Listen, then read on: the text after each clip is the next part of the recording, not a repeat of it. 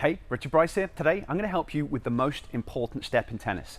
This is something that all pro players do, but you're probably not even working on it. But if you master what I'm going to show you today, it's going to make you faster to every single ball. It's going to help you get set up better for every single one of your shots. And I'm sure it makes sense to you how important that is, because tennis is a sequence of events. You have to get to the ball before you can hit it. So today we're going to be working on the split step. We're going to be talking about the why, the when, and the how.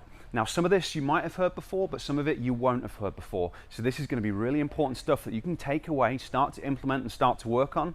And I mean it, you need to work on it. This isn't something that's magically going to happen. You're going to have to practice it, and I'm going to tell you exactly how to do that. So I hope you find this video helpful. If you do, it'd be awesome if you give me a thumbs up. And if you haven't already done so, make sure you subscribe to my channel. So let's quickly talk about the why. The reason why you want to work on your split step, the reason why you're going to do a split step on every single shot is because it will make you faster to the ball. And in tennis, speed kills. The more balls you can get to, the better player you are.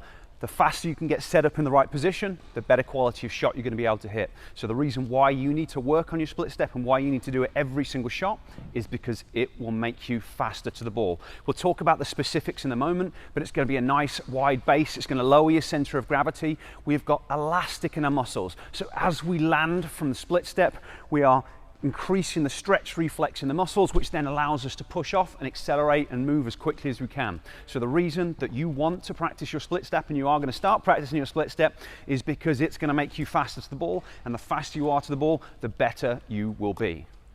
Now we need to talk about the when, and this is where things get a little bit tricky because there's a lot of different factors that you have to take into account, and this is something you have to practice, and this is something that you have to work on, and you have to actively go into all of your matches with each opponent that you play against thinking about this stuff until it becomes automated.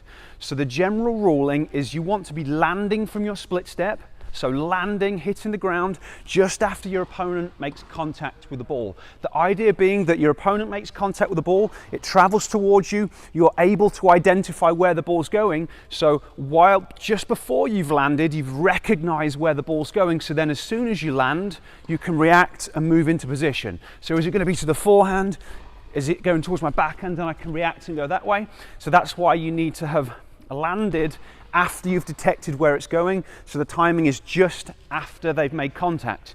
Now here's where things get tricky.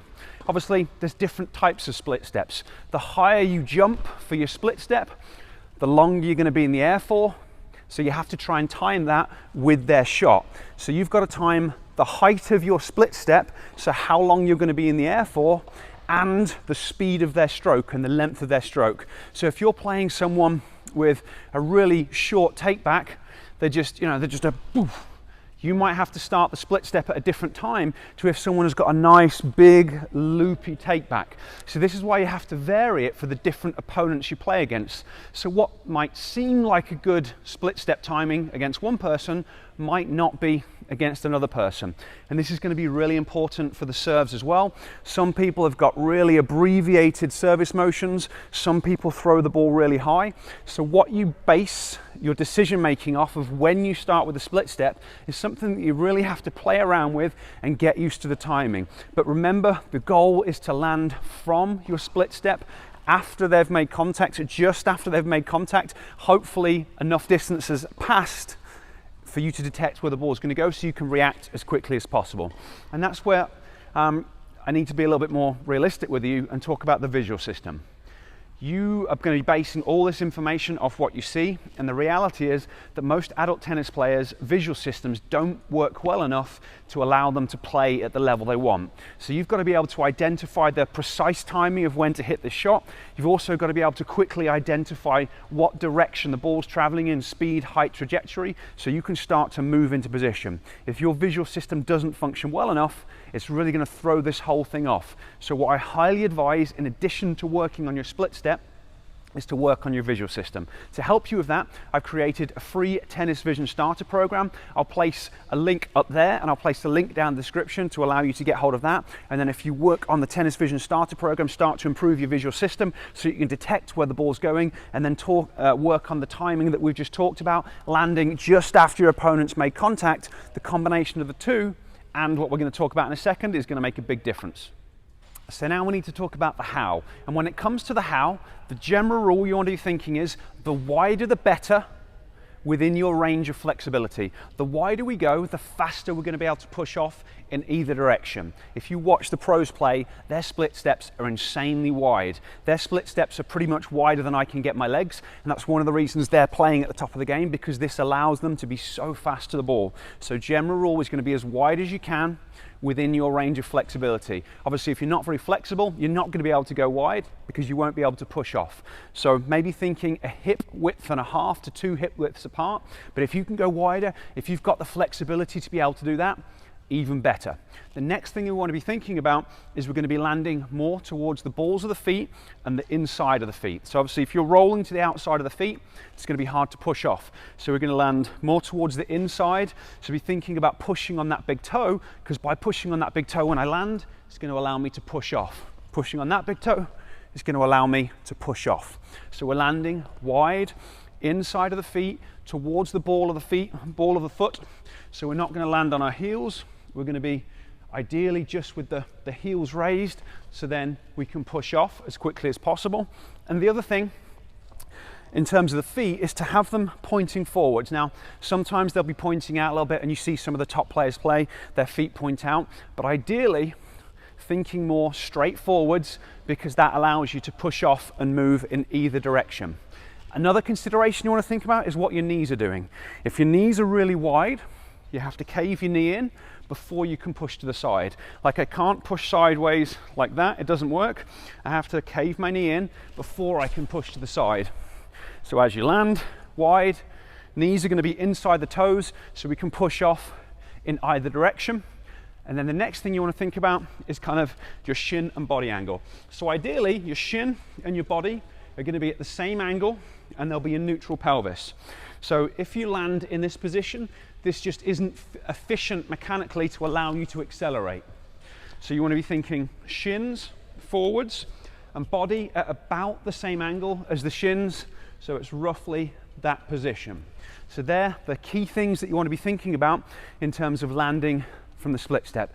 Nice, wide, stable base, the wider you can within your range of flexibility. Ball of the foot, so not on the heels, inside of the ball of the foot, so you can push off in either direction. Knees in a little bit, body and shin at the same angle.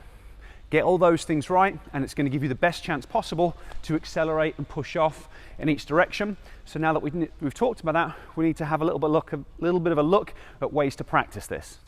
So now that we've talked about how to actually do the split step, you need to practice it, you need to work on it, and you want to work on transitioning into the split step from as many different positions as possible. So if you want to think about the return of serve, there's kind of two main ways that people prepare for the return of serve. Sometimes they're just standing there. So Djokovic does this a lot of the time. He'll just be in his split step position and just jump up just to then create that stretch reflex. So you can just practice your split step from a static position. What's it like to go from there?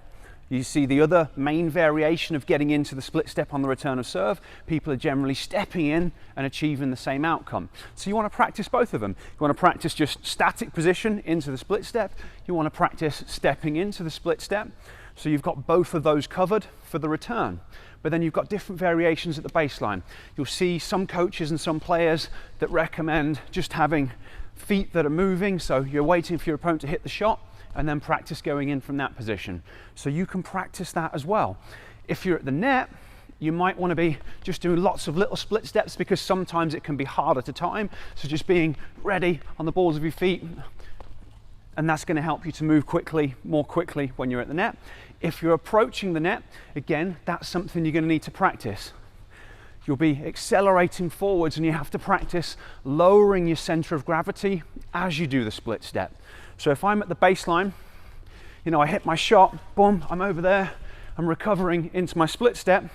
If I'm coming towards the net, it's going to be a little bit different. I'm going to be coming in, and I'm going to have to lower my center of gravity more to slow my speed down as I move forwards. So in addition to practicing your split step at the baseline, you want to practice it. What's it like to be moving quickly forwards, and then slow yourself down with a split step, and then accelerate and push off to the side. So you want to practice variations where you're doing that. You want to practice variations where you're coming in from different sides. So say I've hit an out wide forehand, I'm coming back, I'm across the court, my opponent hits the shot, I recognize that my opponent's hitting the shot, and I might be moving in this direction and have to do a split step on the turn. So all my weight is going this way, and you have to rotate your body in midair and do the split step, so then I can react and go different direction. So you literally have to practice your split step from all these different positions. What's it like just from a static position? What's it like from the different variations of movement that you would do on the baseline? What's it like coming in from a crossover step? What's it like coming forwards as if you were going to volley? And you've got to work on them. Okay, so that's it. Now you know how to do the split step, you know when you should do the split step, and you know about the different variations for practice. You've got to practice it, but you've got to do it in that order. You have to be able to do the split step first. So work on the technical components of the body angle, the shin angle, the feet, the position that things are going to be in. So practice that part, then start to work on the different transitions so that you can do it in all scenarios. And once you've got those two, you've got to step out on the court and you've actually got to work on implementing this relative to the specific opponent you're playing against, remembering whether they've got a big take back, a small take back, or all those different things. They're going to impact what goes on. So you have to do this opponent by opponent, and you have to consciously train yourself to do this in a very deliberate way. Okay, I hope you found this video helpful. If you did, it'd be awesome if you give me a thumbs up. Any questions or comments down below. And of course, if you haven't already got that Tennis Vision Starter program, get it, start working on it. I cannot emphasize enough how important the visual system is. Most adult tennis players' visual systems do not allow them to play tennis in the way they want. That's why there's so many frustrated players out there. Work on your visual system, 5 minutes a day, start to improve that while you're working on all this on-court stuff. Good things are going to happen.